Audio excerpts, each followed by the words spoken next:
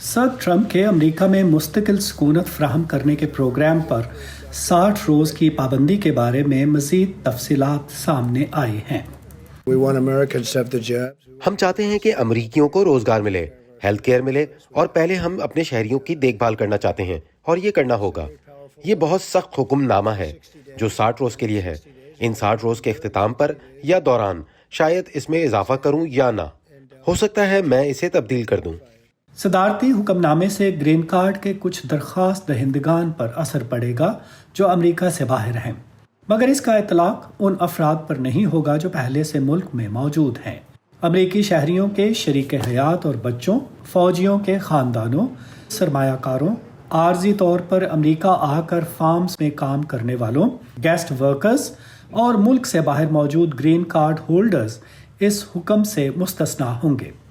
अगरचे सदर ने इस हुक्मनामे को इंतहाई सख्त करार दिया है, इस पाबंदी का असर बहुत ही कम लोगों पर होगा। It's powerful in that it is ये बस इसलिए ताकतवर है कि नया है। मैं तो इसे महदूद और आर्जी कहूंगी। इसका इतलाक 3 लाख या इससे भी कम अफराद पर होगा। तिबी शोबे से मुंसलिक पेशावर अफराद और उनके खानदान जो कोरोना की वबा से निमटने की गरज से अमेरिका आ रहे हैं, उन्हें भी इस पाबंदी से इस्तिस्ना हासिल होगा। सदर ट्रंप ने हुक्मनामे पर बुध के रोज दस्तखत किए, मगर वो पीर से इस बारे में ट्वीट कर रहे थे।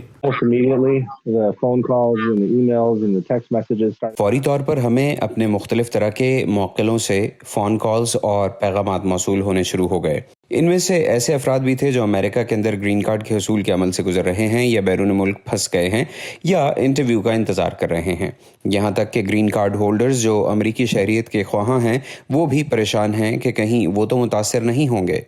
अभी तक ये वाज़ेह नहीं कि इस हुक्मनामे का मुतालिका महकमों पर क्या असर पड़ेगा, क्योंकि इस वक्त इमिग्रेशन का निज़ाम वबा की वजह से बंद पड़ा है और कई हफ्तों से वीज़ों का अमल आर्जी तौर पर बंद है। पैट्सी विदा कुसवारा के साथ नदीम याकूब, वॉइस ऑफ अमेरिका।